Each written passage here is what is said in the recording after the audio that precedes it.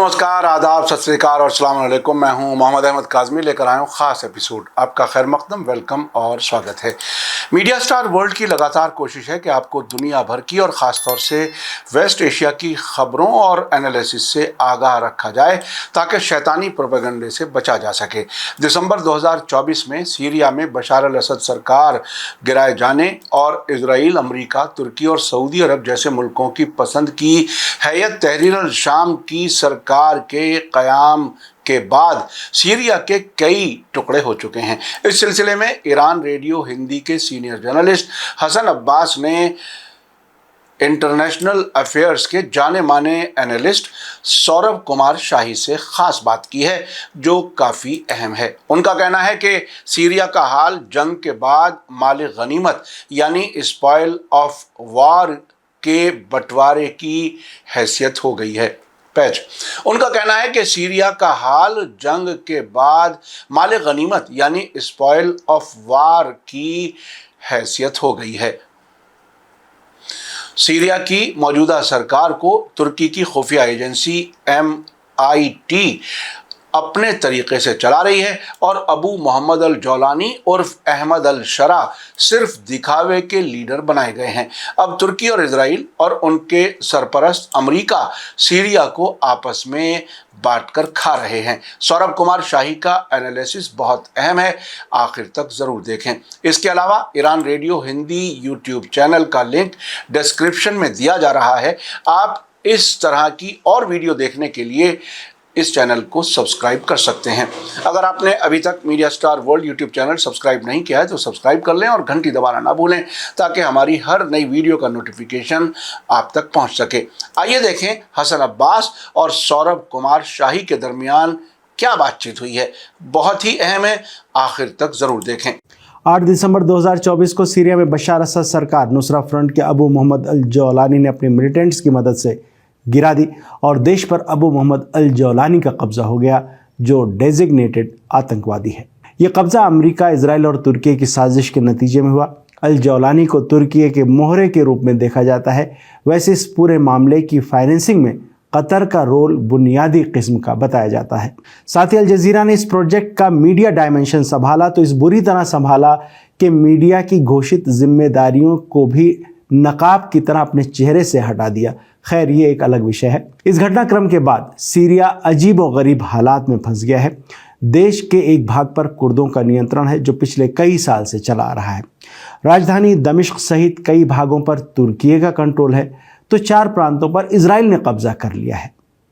अल जौलानी यही हुंकार भरते रहे कि हमने ईरान और हिजबुल्लाह को सीरिया से बाहर निकाल दिया और सीरिया के इलाकों पर इजराइल का कब्जा होता चला गया। तुर्की को तो खैर अल जौलानी ने खुद ही सीरिया के इलाके तोहफतन पेश कर दिए। इस बीच अल्पसंख्यकों का भयानक कत्लेआम हुआ जो अब भी जारी है। सीरिया पर एक नज़र डालने से जो हालात नज़र आते हैं वो दहला देने वाले हैं और भयानक साजिश की आहटें नहीं बल्कि धमाके सुनाई दे रहे हैं। हालात पर हम बात करेंगे जाने माने टीकाकार सौरभ कुमार शाही साहब, अगर हम सीरिया पे आज नज़र डालें तो सीरिया की सिचुएशन बड़ी पेचीदा हो गई है। वो एक बैटलफील्ड लग रहा है और जिसमें ये नज़र आ रहा है कि एक तरफ से टर्की है और एक तरफ से इजराइल है और एक कब्ज़ा करने की घोड़ लगी हुई है जिसमें जौलानी, अबू मोहम्मद जौलानी की सिचुएशन कुछ अजीब सी बस ये लग रही है कि जैसे वो एक मोहरे के तौर पर एक साइड में बैठे हुए हैं, तुर्की के लिए काम कर रहे हैं या नहीं मालूम किसके लिए काम करना है। तो जो एक बड़ी एक पेचीदा जो शक्ल वहाँ पर पैदा हुई है, मैं चाहूँगा थोड़ा इस पर रोशनी डालें कि इस वक्त सूरत हाल क्या है। देखें, अगर आप आज के सिचुएशन में शाम को देखते हैं तो मुझे लगता है कि ये वही स्थिति है जैसे किसी भी जंग के बाद माले गनीमत जिस तरह से होता है ना कि माले गनीमत की तकसीम जो है वो लोगों के दरमियान में होती है, तो उससे ज़्यादा बेहतर कोई स्थिति आज सीरिया की नहीं है। और एक ऐसा देश जहाँ पे मैं खुद करीब 13-14 दफ़े गया पिछले 10-15 सालों में जब जंग हो रही थी, तो ये दुख की बात है कि उसकी कभी एक प्राउड कंट्री होने वाला, कभी एक जिसको कहते हैं कि अरब वर्ल्ड का एक बहुत इंपॉर्टेंट किला कहलाने वाला एक मुल्क जो है, उसकी आज ये स्थिति है कि वो माली गनीमत से ज्यादा कि उसकी कोई औकात नहीं है। तो मुझे तो लगता है कि अव्वल तो वहाँ के जो वो लोग, चाहे वो पॉपुलेशन का 25% ही हो, 30% ही हो, जिन्होंने इस सो कॉल्ड रिवॉल्यूशन का सपोर्ट किया था, मेरे ख्याल से उनको समझ में आने लगी होगी बात, वो बात उनके जहन में अब घुसने लगी होगी जो हम 15 सालों से समझाने की कोशिश कर रहे थे या 12 सालों से समझाने की कोशिश कर रहे थे। अभी अगर आप पॉलिटिकली देखें सीरिया को, तो पॉलिटिकली तो ये मतलब इसकी शक्ल किसी मुल्क की तो है ही, ऑल्दो मतलब एटलीस्ट एक खुद मुख्तार मुल्क की तो नहीं है जो अपने सॉवरेनिटी के डिसीजंस जो खुद ले सकता है। ऑलमोस्ट डेली बेसिस पे जो डिसीजन मेकिंग वहां हो रही है वो टर्किश इंटेलिजेंस, जिसको MIT कहते हैं, और जिसके एक जमाने में हेड हकान फिदान थे जो आज फॉरेन मिनिस्टर जी। वो एक जमाने में वो उसी से आए हैं, MIT के थ्रू आए हैं, तो उनके थ्रू वो सारा काम वहां पे हो रहा है। कोई भी डिसीजन, छोटे से छोटा डिसीजन भी, जो जोलानी है आजकल जो नए नाम से पूरे दुनिया में जिनको परेड करवाया जा रहा है, जोलानी साहब जो है वो कोई डिसीजन नहीं ले सकते, छोटे से छोटा डिसीजन भी नहीं ले सकते। उनके देश के 80% हिस्से पे उनका कोई अख्तियार नहीं है, ना पॉलिटिकल अख्तियार है, ना अस्करी अख्तियार है वहां पे। तो ऐसे सूरत हाल में मुझे ये लगता है कि जो सही टर्म सीरिया के लिए है वो तो यही है कि जिसको कहते हैं ना स्पॉइल ऑफ द वॉर, माल गनीमत जो है उसकी तकसीम हो रही है, और इस जंग में जो दो सबसे बड़े हिस्सेदार थे, इजराइल और तुर्की, वो अपने अपने हिस्से का सीरिया अपने तरफ बटोरने की कोशिश में लगा हुआ है। जी, जिस वक्त अल-जोलानी की, अहमद शरा का जो नाम इस वक्त बहुत ज़्यादा फैलाया जा रहा है और ये नए ब्रांड के साथ उनको स्थापित करने की कोशिश की गई, जिस वक्त इन्होंने दमिश्क में कब्ज़ा किया, हमने मीडिया का मीडिया मतलब जो कतर से जुड़ा हुआ मीडिया है या जो तुर्की से जुड़ा हुआ मीडिया है, उसमें हमने इस वक्त डिबेट ये देखी कि बहुत बढ़ चढ़ के एक बात कह रहे थे कि हम इसको इराक और लेबनान जैसा नहीं होने देंगे, यानी जैसे इराक में कॉन्स्टिट्यूशन के हिसाब से वहाँ कुर्दों का एक हिस्सा है और शियों का एक हिस्सा है और सुन्नियों का एक हिस्सा है, उनको जो बटे हुए हैं ओहदे और कि क्या उनका रोल होगा गवर्नमेंट में, पार्लियामेंट में। इसी तरह लेबनान का जो है, तो वो इतना जो अपना जिसको कहते हैं एमिंग हाई, वो कह रहे थे नहीं ये सब नहीं, एक नया मॉडल आएगा जिसमें ऐसा कुछ नहीं होगा कि अलग अलग फ़िरक़ों के हिसाब से जो है वो अख्तियारात दिए जाएंगे।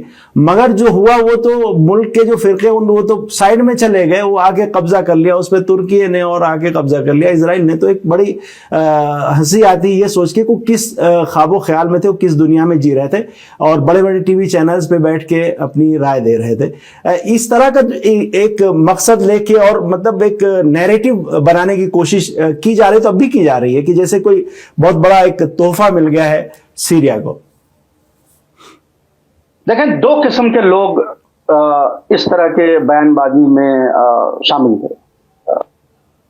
एक जो बैड फेथ एक्टर है, यानी जिसे सारी हकीकत जो है वो पता है लेकिन फिर भी वो गुमराह करने की कोशिश करता है, जिसमें ये थिंक टैंक में बैठे लोग, तमाम मीडिया के में काम करने वाले लोग, इनको खूब अच्छे से पता है कि वहाबी आइडियोलॉजी क्या है, और अगर उस पर पॉपुलेशन का प्रेशर ना हो तो वो किस तरीके से एक्ट करती है। मैं यहाँ मुझे बताने की जरूरत नहीं है कि चाहे लुबनान हो चाहे वो इराक हो, अगर यहाँ पे गैर सुन्नी आबादी इतनी बड़े परसेंटेज में नहीं होती तो वहां पर भी सीरिया वाला मॉडल ही अपनाया जाता, और मॉडल अपनाया जा रहा था इराक में। कोई आज से कुछ साल पहले तक, 15-20 साल पहले तक इराक में क्या हो रहा था वो आप जानते हैं। तो एक चीज है।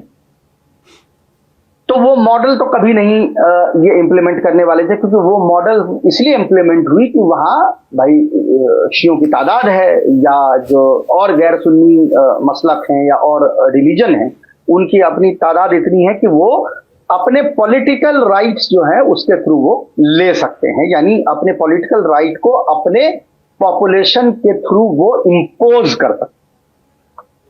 वैसी सूरत हाल यहां पे है नहीं, क्योंकि अगर आप जो बचे हुए लोग हैं सीरिया में, उसमें अगर आप क्रिश्चियन, अलावी, शिया और ये कुर्दों का तो मामला अलग है चले, लेकिन जो बाकी हैं द्रूज और इनके पॉपुलेशन को देखें तो ये टोटल मिला के 20-25% ही बन पाते हैं, बहुत ज्यादा इनकी बनती नहीं है पॉपुलेशन। तो चूंकि वो न्यूमेरिकली इसको एग्जैक्ट नहीं कर पाते हैं, तो ये जो बैड फेथ एक्टर हैं ये वो मॉडल अपनाएंगे जो ये तमाम आप सुन्नी ममालिक में देखते हैं कि यानी एक सुन्नी सुप्रीमेसी की मॉडल जो है वहां पे आपको अपनाई जाएगी, और वही मॉडल यहाँ पे अपनाया जाएगा।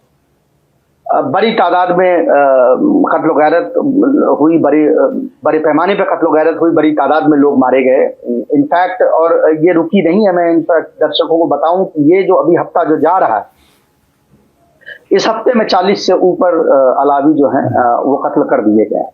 तो अगर आप यहाँ पे देखें इनके मॉडल को, तो आपको समझ में आ जाएगी कि सुन्नी सुप्रीमिस्ट मॉडल है, जो एक वहाबी आइडियोलॉजी से में रूटेड एक मॉडल जो है वो आपको नजर आए।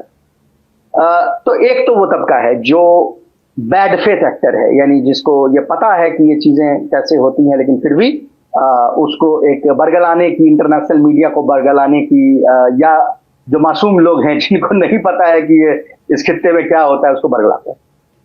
लेकिन दूसरा तबका ऐसे लोगों का है जिसको आप मासूम कह लें, मैं मूर्ख कहता हूं पर आप मासूम कह लें, ज्यादा पार्लियामेंट्री वर्ड होगा वो। तो ये लोग वो हैं जिनको किसी चीज के बारे में कोई अंदाजा नहीं। इनको बरगलाना इतना आसान होता है कि मतलब मुझे लगता है कि इसमें कोई मेहनत की भी कोई जरूरत नहीं होती है। बेकार में ये मिलियंस ऑफ डॉलर्स जो है वेस्टर्न मीडिया पुश करता है, इनको जरूरत है नहीं। ये खुद, जिसको हम अंग्रेजी में कहते हैं ना कि प्री डिस्पोज्ड है, बरगलाए हुए हैं। इनको लग रहा था बड़ा कि अच्छा जी, सीरिया ने तो इजराइल के खिलाफ एक कभी लड़ाई नहीं होने दी, तो अब तो मतलब बस अब सुल्तान अर्दोगान जो हैं वो बस अब वो एक काफिला लेके जो है अब यरूशलेम पे कब्जा जो है इनका हो जाएगा। तो अब इनको समझ में नहीं आ रहा है कि भाई इसको कैसे करें। लेकिन ये देखें मासूम या मूर्ख, मैं बार बार कहता हूं कि जो लोग हैं, लेकिन ये भी बैड फेथ एक्टर है। अंग्रेजी में एक चीज होती है, हम लोग जुमला हम लोग बोलते हैं बायर्स रिमोर्स। आपने एक पर्टिकुलर ब्रांड के जूते खरीद लिए, अब वो जूता पैर काट रहा है, लेकिन आप बोल नहीं सकते क्योंकि आपने 4000 रुपए में खरीदे थे वो जूता। एर्दोगान वो जूता है जो इन्होंने खरीद लिया 4000 रुपए में।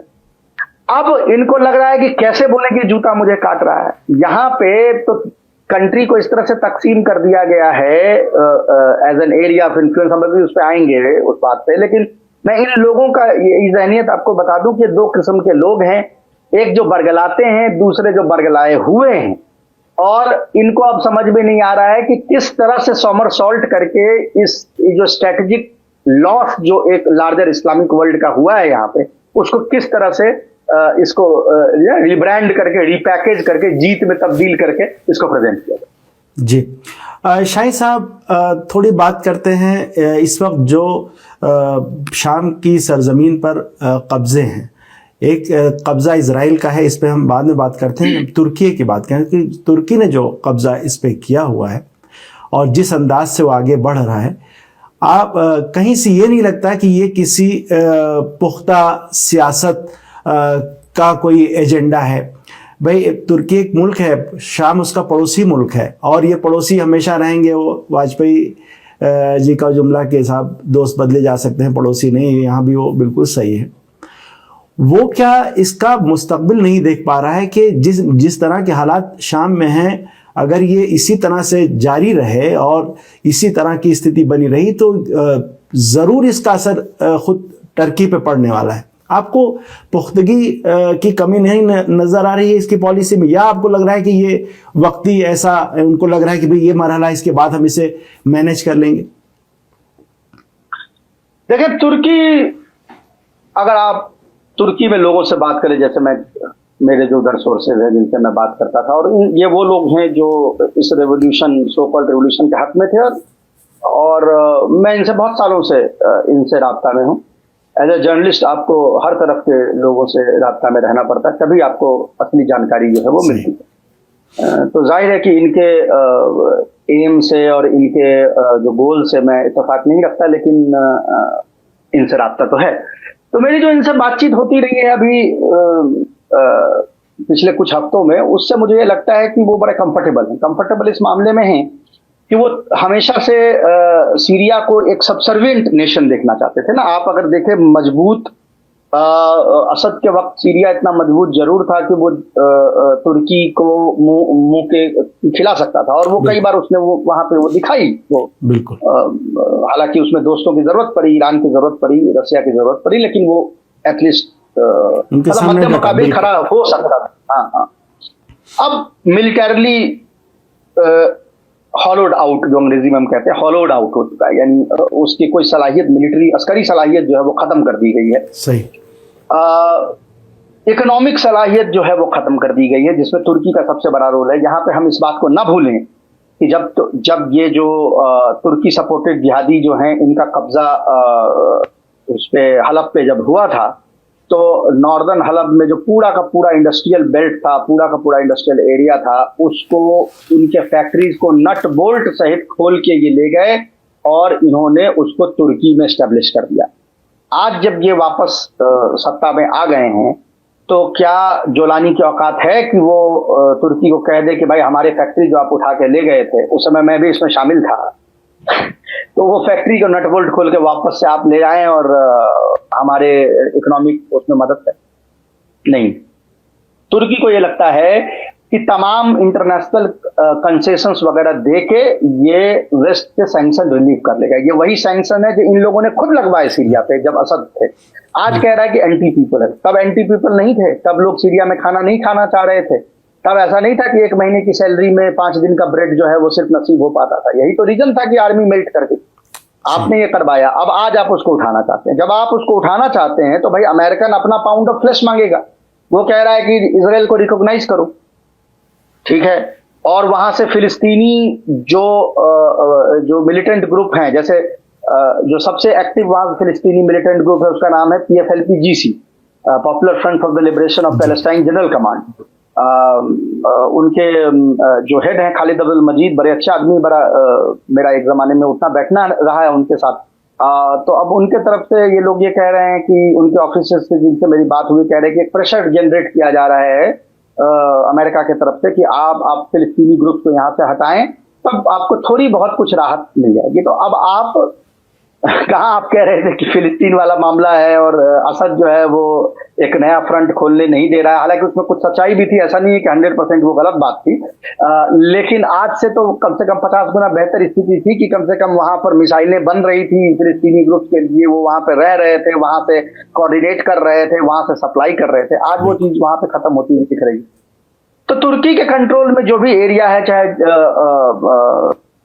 शुमाल का जो भी एरिया उनके पास है, या अगर आप देख लें कोस्ट के अलावा जो ये जो सेंट्रल सुन्नी रीजन है, जो होम सहामा और तदमूर का इलाका है, यहाँ पे भी ऐसा कुछ इकोनॉमिक एक्टिविटी या इनिशिएटिव उन्होंने नहीं लिया है, क्योंकि तुर्की तो अपना ही उसकी स्थिति बहुत खराब है, माली हालत बहुत, मतलब अगर आप इक़्तिसादी बहरान देखें तो वो ऐसा है पिछले 5-6 सालों से कि वो खुद ही अपना नहीं कर सकता, तो सीरिया को क्या कर लेगा? अगर गुड फेथ में करता तब, या तो गुड फेथ की बात ही नहीं होगी। तो मुझे लगता है कि लेकिन तुर्की इस बात से मुतमईन है कि एक कॉम्पिटिटर जो है उसको परमानेंटली एक सबसर्वेंट कंट्री में तब्दील कर दिया गया। जो प्राउड अरब थे, वो एक जो गुस्सा तुर्कों का अरबों से था फर्स्ट वर्ल्ड वॉर को लेके, और कैसे ओटोमन एम्पायर को खत्म करने में उनका रोल था, आज लगता है कि वो बदला उसने सक्सेसफुली निकाल दिया। जी शाही साहब, तुर्की का एक और एजेंडा कुर्दों को कुचलना और उनकी जो ताकत है उसे ख़त्म करना है। वो उसे अपने लिए हमेशा ख़तरा देखते हैं। आपको क्या लगता है तुर्की का ये एजेंडा किस पोजीशन में है इस वक्त सीरिया के अंदर? काफ़ी अच्छे पोजीशन में। वो इसलिए है कि कुर्द जो हैं, मैंने दुनिया में कोई और कौम नहीं देखी जो मतलब हुर्रियत पसंद कौम हो और उसने इतने स्ट्रेटेजिक मिस्टेक किए हों अपनी जिंदगी में। अगर तो कुर्द ये कभी चाहते थे कि उनका अलग मुल्क बन जाए, या 2-4 ममालिक बन जाए कम से कम, या एक ही कोई मुल्क बन जाए, या वो ये चाहते थे कि उनको उस तरह की एटलीस्ट जिसको कह सकते हैं कि एक ऑटोनॉमी मिल जाए, जिस तरह का ऑटोनॉमी उनके पास इराक में था, तो देखें वो सीन परमानेंटली खत्म हो गया है। अमेरिका जिसका भी दोस्त रहा है उसको उसने जिस तरह से यूज किया है, तो अब वो कुर्दों का यूज उनका खत्म हो गया। वो शेक्सपियर की बड़ी अच्छी लाइन है मेरे ख्याल से, ओथेलो में है ना, कि the Moor has done his duty, the Moor may leave now. कि मूर मतलब नॉर्दर्न अफ्रीकन जो मुसलमान थे उनको मूर कहा जाता था ना अंग्रेजी में। तो शेक्सपियर ने ओथेलो में लिखा था कि मूर ने अपना काम कर दिया है, अब मूर को दरबार से निकल जाना चाहिए। मतलब ये ना सोचो कि तुमको अपने पास में बिठाएंगे और तुम्हारे हक की कोई बात, तुम्हारा काम था हमें सर्व करना, तुमने वो कर दिया, है ना। तो बड़ा फेमस शेक्सपियर का ये जुमला है। तो वही स्थिति कुर्दों की है कि Moor has done his duty. America को वहां लाके तेल पे कब्जा करवा के, गेहूं का जो इलाका पूरा का पूरा था उस पर कब्जा करवा के, सीरियन गवर्नमेंट को कोलैप्स उसने करवा दिया। लेकिन इससे उनको अपना देश मिल जाएगा, उनको ऑटोनॉमी मिल जाएगी। अभी स्थिति ये है कि उनको मजबूर करके उस डॉक्यूमेंट पे साइन कराया गया है जिसमें उनको जो ऑटोनॉमी मिल रही है उससे भी बहुत कम है जो उनको असद के सीरिया में मिल रही पहले से मिली थी। जी ठीक है। अब आपने बच्चे मरवाए, औरतें जो हैं वो आपकी बेची गई, तमाम चीजें हुई, और उसके बाद आपने क्या अचीव किया? कम पॉलिटिकल राइट्स अचीव किए, हजारों लोग मरवा के। तो उनका फ्यूचर मुस्तकबिल जो है वो ऐसे ही है। तुर्की कभी उनको अलग कंट्री होने नहीं देगा। इंडिपेंडेंस तो बहुत दूर की बात है, वो तो ऑटोनॉमी से चिढ़ रहा था। तो वो अब बड़े ही मुतमईन है कि अब इनका मामला हमने खत्म कर दिया, और सही भी है, मिलिटरली भी इनका मामला खत्म है, क्योंकि ये लड़ते थे अमेरिका के सपोर्ट में के थ्रू। बट इनका ये भी था कि जब तुर्की के खिलाफ इनकी लड़ाई होती थी तो सीरियन गवर्नमेंट इनको सपोर्ट करती थी, चाहे वो गायबाना तौर पे करे, लेकिन करती थी।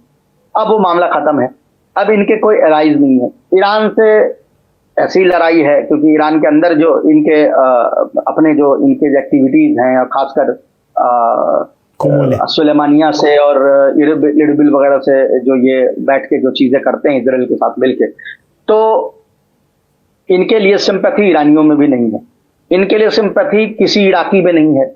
कुर्दों को दोनों गाली है। एक ही चीज पे वहां देखता हूं मैं, इराक में सुन्नी और शिया जो है वो मुतफक़ होते हैं कि वो कुर्दों को गाली देते। तो यानी आपका तो कोई है नहीं, ईरान आपको देखना नहीं चाहता। इराक में जो बाकी दो फिरके हैं वो आपसे दूरी बनाए रखना चाहते हैं, और सीरिया में जो आपको लिमिटेड ऑटोनॉमी मिली थी वो भी आपको खत्म हो गई। तो उनको बैठ के सोचना चाहिए जो उनके स्ट्रेटेजिस्ट हैं कि इतने सालों में उन्होंने क्या खोया और क्या पाया।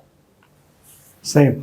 शाहिद साहब, इजराइल की पॉलिसी जैसे ही ये पूरा क्राइसिस शुरू हुआ, बशार असद की हुकूमत गई और उसके बाद जौलानी का कब्जा हुआ, बहुत बड़े पैमाने पे इजराइल एक्टिव हो गया। आपको पहले ये बताइएगा कि ये आपको लगता है कि इजराइल और टर्की का ये आपसी समझौता था, उस समझौते के दायरे में रहते हुए इसने एक्टिविटीज़ की, या उससे भी वो आगे निकल गया? जिस तरह उसने अटैक किए अलग अलग इलाकों पर और बड़े बड़े जो भंडार थे उनको ख़त्म किया सीरिया के अंदर, और उसके बाद फिर वो करीब 4 प्रांतों पर इस वक्त कब्जा करके बैठे। देखिए, पहले भी कोऑर्डिनेशन थी, किसी से छुपी हुई नहीं है। जो भी मुझे पता है कि अलग अलग पॉलिटिकल आइडियोलॉजी के सुन्नी जो हैं वो ये मानने में उनको शर्म आती है, लेकिन फैक्ट होता है, उससे मुंह मोड़ के हम आप नहीं बैठ सकते। किसको नहीं पता है कि सदर्न कमांड जो इसका था, जो उर्दून के इर्बिद शहर से कंट्रोल होता था सीरिया के अंदर में, उसमें बड़े तादाद में कुनेत्रा प्रोविंस में, खासकर कुनेत्रा जो सूबा है और दरा जो सूबा है, या उसके अलावा सुवेदा है, एक और सूबा है, सुवेदा है, हाँ, ये 3 ऐसे सूबे थे जिसमें कि जो भी घायल ये होते थे, फाइटर होते थे इनके, वो उनका इलाज जो है इजराइल में होता था। ये सबको पता है। माने ना माने, आज झूठ बोल दें, शर्म आती हो तो मुंह छुपा लें, लेकिन वो फैक्ट जो है वो बदल नहीं सकता। तो ऐसा बिना किसी कोऑर्डिनेशन के तो नहीं हो रहा। इजराइल के तमाम जो हैं काबीना के मिनिस्टर्स और तमाम लोग ऑन रिकॉर्ड ये बात बोल चुके हैं कि हमने हथियार भी सप्लाई किए, हमने घायलों को मदद भी की, हमने उनको इंटेलिजेंस भी दिया, तमाम चीज। तो कुछ ना कुछ कोऑर्डिनेशन रही होगी, क्योंकि दो ही वॉर रूम थे। नॉर्दर्न वॉर रूम आपको पता है कि वो तुर्की से चल रहा था, सदर्न वॉर रूम उर्दून से चल रहा था। दोनों के साथ इजराइल के बड़े अच्छे संबंध हैं। दोनों के जो इंटेलिजेंस, दोनों के जो मुखबरात हैं, उनके साथ इजराइल के मुखबरात के यानी मोसाद के बहुत अच्छे संबंध है। तो ये बिना कोऑर्डिनेशन के तो नहीं हो रहा। अभी ये हो रहा है कि तुर्की को ये लगा कि अब चूंकि सीरिया में कोई रेसिस्टेंस है नहीं, तो हम अब सीरिया में अपनी मिलिट्री प्रेजेंस को ऐसा कर लें कि ये हमारे परमानेंट कंट्रोल में रहे। और उसका आइडिया ये था कि तलमीरा में, तदमूर जिसको लोकल जबान में कहा जाता है, तदमूर में एक एयर बेस है जिसको बोलते हैं तियास 4। कई बार हम लोग उस एयरबेस पे गए हैं। रशिया उस एयरबेस को यूज करता था और बहुत बड़ा और बहुत स्ट्रेटेजिक एयरबेस है। अभी पिछले हफ्ते इजराइल ने पहले बमबारी की उस बेस पे, क्योंकि वहां पे तुर्की अपने यानी अपना बेस उसको बनाना चाहता था। बमबारी की, और जब दोनों को ये लगा कि ये लड़ाई में तब्दील हो सकती है इन्फ्लुएंस में, तो दोनों की मीटिंग हुई अभी अजरबैजान में। और अजरबैजान में ये मीटिंग के बाद हुआ कि हम डीकॉन्फ्लिक्टिंग जोन बनाएंगे। डीकॉन्फ्लिक्टिंग जोन क्या होगी कि दरा, सुवैदा, कुनेत्रा और गोलान में वो इजरायली इन्फ्लुएंस में रहेगा। वहां इजराइल के सैनिक रहेंगे और वो एक तरीके से कब्जा किए रहेंगे, जिस तरह का कब्जा एक जमाने में उनका जनूबी लेबनान पे था, उस तरह का वो कब्जा वो जो है वो बनाए रहेंगे। तो उसके बाद ये मीटिंग जो है, इसको इन्होंने कहा, अपनी इनकी जबान में बोले तो सक्सेसफुल मीटिंग रही है। और ये कहा गया कि शायद तियास एयरबेस तक तुर्की की मौजूदगी हो, पर तियास एयरबेस से साउथ में या साउथ वेस्ट में उनकी मौजूदगी जो है नहीं रहेगी। इस पे दोनों ने हामी भर दी है। तो यानी जिसको कहते हैं माले गनीमत जो है वो तकसीम हो गया है। ये मीटिंग अभी हुई है। तुर्की पब्लिकली जो कहता रहे, इजराइल को गाली देता रहे, फलाना ढिमकाना, गजा पे 2-4 बयानबाजी, ये वो, गुफ्तार का गाजी तो तुर्की है ही ना, मतलब ये तो सब जानते हैं, गुफ्तार का गाजी है, किरदार का गाजी नहीं बन सका। तो वही चीज है कि एक अंडरस्टैंडिंग जो है वो यहाँ पे सीरिया में डेवलप हो गई है। और बड़े शर्म की बात है कि वो सीरिया के अरब जो अपने आप को कभी प्राउड महसूस करते थे और उनको लगता था कि असद जो है उनको दबा रहे हैं, आज स्थिति में हैं कि तुर्क और यहूद जो हैं वो मिलके उनके मुस्तकबिल का फैसला कर रहे हैं।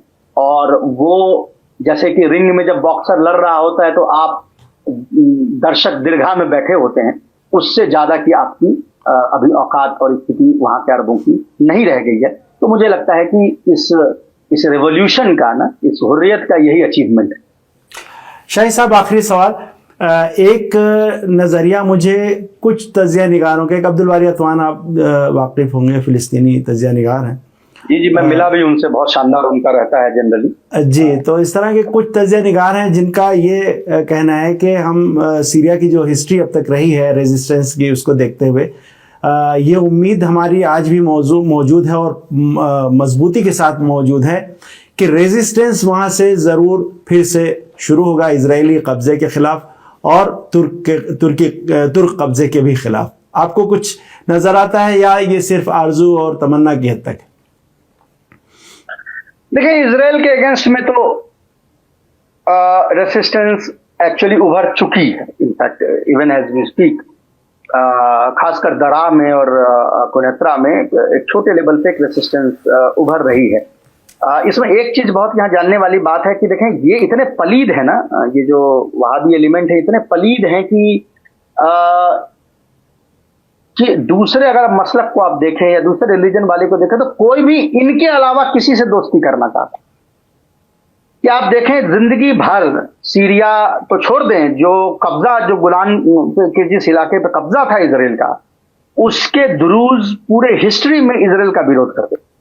आपको याद होगा कि हर कुछ महीने में गोलान में आप देखते थे प्रोटेस्ट होता था इजराइल के अगेंस्ट। आज ये स्थिति है कि सीरिया के दुरूज जो हैं वो गाड़ियों में बैठ बैठ के उनको इजरायली कब्जे वाले गोलान पे ले जाया जा रहा है और उनके जो शेख हैं उनको मिलाया जा रहा है, उठाया बैठाया जा रहा है। अब मैं उनमें उसमें इनकी गलती नहीं मानता। अगर मेरे सामने नागनाथ और सांपनाथ हो तो मुझे तो किसी को चुनना पड़ेगा, अगर मुझे उसमें से चुनना है तो। आप ये तो क्वेश्चन खुद मुझे लगता है कि जो वहाबी नजदी एलिमेंट है उनको करना चाहिए कि आप कितने पलीद हैं कि आपके बनिस्बत वो किसी और को, वो इजराइल को चुनने के लिए तैयार है, आपके साथ नहीं बैठना चाहता। आप कितने पलीद हैं, ये क्वेश्चन आना चाहिए।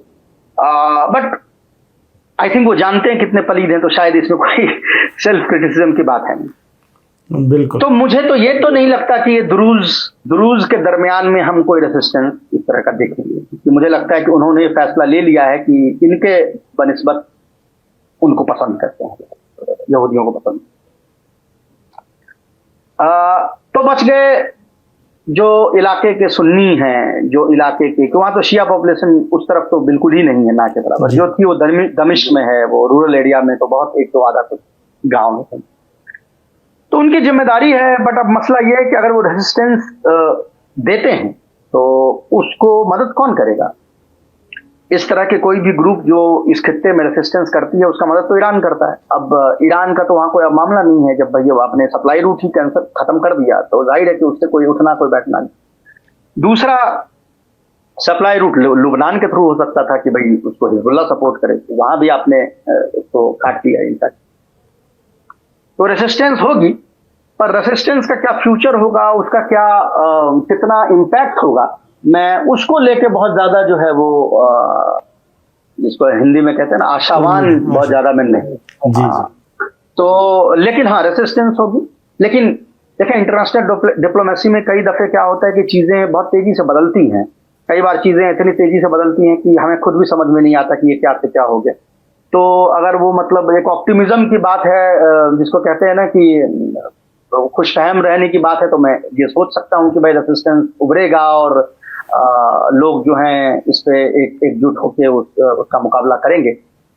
लेकिन अगर मैं रियलिस्टिक एज अ जर्नलिस्ट में अपनी बात कहूँ तो मुझे बहुत ज्यादा उम्मीद अभी इस रेसिस्टेंस से नजर नहीं आ रही है, क्योंकि मैं इसका कोई फ्यूचर नहीं देखता। जी इस पे एक पॉइंट बहुत अलबत्ता मैंने आखिरी सवाल आपसे किया था, एक पॉइंट जिस पे बड़ा जोर दिया जा रहा है कि जो आबादी थी उसका एक बड़ा तबका इस वजह से उसने अपने आप को किनारे रखा और जौलानी का कब्जा हो गया कि वो इक़्तिसादी तौर पे बहुत ज़्यादा परेशान हो गए थे। वो परेशानियां दूर नहीं हुई बल्कि और ज़्यादा बढ़ गई हैं। तो ये भी देखने में आ रहा है कि जगह जगह जौलानी के ख़िलाफ़ भी कहीं ना कहीं छोटे मोटे मुजाहरे हो जाते हैं, फिर उन्हें वो कुचल देते हैं। तो वो जज्बात कायम हैं और एक तरह से ख़ुद जौलानी के भी ख़िलाफ़ इस तरह की वो चीज़ देखने में आ रही है, एक रेजिस्टेंस मतलब यानी एक प्रोटेस्ट और मुखालफत देखने में आ रही है। तो ये जो सेटअप मौजूदा बन गया, जिसमें आपने बड़ा अच्छा इशारा किया कि एक तरह से वो माल गनीमत बांटा हुआ है, तो जो पब्लिक है, जो आबादी है, लोकल आबादी है, वो इस सेटअप को मानने वाली नहीं है, इसलिए कि वो उसकी परेशानियां दूर नहीं हुई हैं बल्कि बढ़ गई हैं। बिल्कुल सही है, लेकिन मेरा ये कहना है कि आपने पिछले 12 सालों में देखा कि किस तरीके से ये जो इंटरनेशनल ऑर्गेनाइजेशंस थी और तमाम जो कंट्रीज थे उसने इन आतंकवादी संगठनों का साथ दिया, जो आज काबिज है वहां सत्ता। अभी आपके आंख के सामने महीने भर पहले 1000 से ऊपर जो है वो नक्सली मार दिए गए, कत्लेआम उनका किया गया, और उसके बाद भी यूरोपियन विजिट कर रहे हैं, उठना बैठना कर रहे हैं, आना जाना कर रहे हैं, मतलब एज इफ की कोई एक बिल्कुल कोई असर नहीं है। हाँ, तो ऐसे सूरत हाल में अगर ये जो पॉकेट ऑफ रेसिस्टेंस जो उभर रही है तो उसको क्रिटिकल मास अचीव करने के 2 तरीके होते हैं। अव्वल तो ये कि कोई कंट्री उसको सपोर्ट करे, ईरान करे या इस तरह की, तो अभी स्थिति वहां पे उस तरह की नजर आ नहीं रही। दूसरा ये कि उसको लेके इंटरनेशनल एक लामबंदी हो और प्रेशर और सैंक्शंस जो है वो किया जाए, तो वैसी कोई स्थिति नजर आ नहीं रही है। भाई अगर कत्लेआम कर रहा है, उनको मार रहा है, सब चीज कर रहा है, और उसके बाद वो चुप बैठे हुए हैं, तो आगे भी चुप बैठेंगे अगर ये मिलिटरली क्रश कर देगा। और ये जो ग्रुप रेबल बन रहे हैं, इनके पास अस्करी सलाहियत के नाम पे तो कुछ है नहीं ना। बिल्कुल। कि मतलब अगर आप एक पल के लिए उन एरियाज को देखें जहां पे अलावी रहते हैं, वो अलावी जो एरिया है उसमें तो कम से कम कुछ कमांडर हैं भी जो इस तरह का कोई एक ख्वाब देख सकते हैं कि हम कोई रेजिस्टेंस खड़ा कर लें। इसके एरिया के जो कमांडर्स हैं यही तो डिफेक्ट करके चले गए। ये तो वो सुन्नी एरियाज हैं, इनके ही कमांडर तो डिफेक्ट करके चले गए, इनके साथ तो रेजिम का कोलैप्स हो गया। तो ऐसे सूरत हाल में मुझे कोई बहुत ज्यादा इस बात से उम्मीद नजर नहीं आती, क्योंकि दोनों तरफ से मतलब कोई सपोर्ट भी नहीं है, और इंटरनेशनली तो मुझे लगता है कि कोई फर्क नहीं पड़ रहा है कि अब अगर आंख के सामने आपके 1000 लोग मार दिए गए और उसको आपने ऐसे हवा में उड़ा दिया जैसे कुछ हुआ ना हो, जैसे वो लोग डिस्पेंसेबल हो, तो वैसे हवा में आप उड़ाते रहेंगे। तो मैं बहुत ज्यादा कोई इसमें वो नहीं देखता कि यहाँ पे कोई बहुत गुंजाइश। तो फिलहाल जो सूरत हाल है वो बहुत मायूस कुन है और बहुत ही नाउम्मीद करने वाली है सीरिया की। बिल्कुल, मतलब मैं कुछ अच्छी चीज कह के अपने दर्शकों को गुमराह नहीं करना चाहता, क्योंकि मैं जर्नलिस्ट हूँ, देखिए मेरा काम है सच बताना। तो जो स्थिति है मैं वो स्थिति आपके सामने रखना चाहता हूँ। मैं कुछ ऐसी बात नहीं कहना चाहता जिससे कि लगे कि मतलब मेरे अंदर भी कोई खुशफहमी है और मैं उस खुशफहमी के बिना पे मैं कोई चीज कहूँ, मैं फैक्ट के बिना चीज कहूँ। शाही साहब बहुत बहुत शुक्रिया आपका, बहुत अच्छी तरह से आपने सीरिया की जो मौजूदा स्थिति है उसको समझाया। धन्यवाद। मीडिया स्टार वर्ल्ड की आज की पेशकश कैसे लगी कमेंट्स में जरूर लिखें। थैंक यू, धन्यवाद, शुक्रिया, जय भारत, जय हिंद। मीडिया स्टार वर्ल्ड के और वीडियो देखने के लिए हमारे चैनल को सब्सक्राइब करें और सीधे नोटिफिकेशन पाने के लिए बेल आइकन दबाएं। और अगर हमारी खबर सच्ची और अच्छी लगे तो अपने व्हाट्सएप, इंस्टाग्राम, फेसबुक और ट्विटर अकाउंट पर जरूर शेयर करें।